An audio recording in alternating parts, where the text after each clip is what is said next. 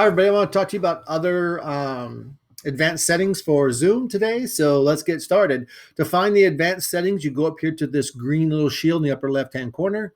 Click on it. The ones we're going to talk about today are in accessibility. One of the things that I really don't like is that this little menu down here, these little buttons down here, will auto hide themselves, which I guess is really cool if you know what you're doing. But I always found myself wondering where I was and where everything was. So one thing that I like to do is I click my always show meeting controls. And what that does is it doesn't auto hide them. So they just stay visible the entire time. I found that made a huge difference in terms of me just knowing what screen I'm looking at and where my controls are.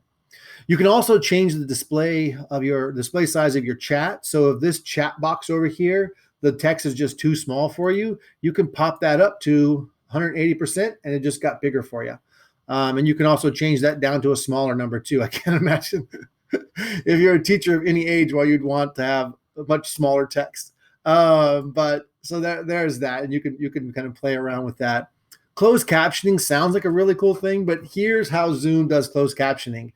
You or someone in your class types up the closed captioning. So it would be really hard for someone to keep up with unless they were a professional closed captioner to be able to keep up with your speaking rate there.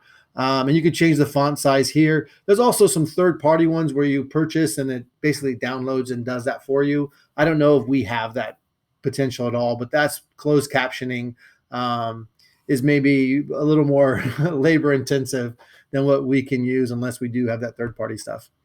All right, well, that's it for the other settings. Have a great one.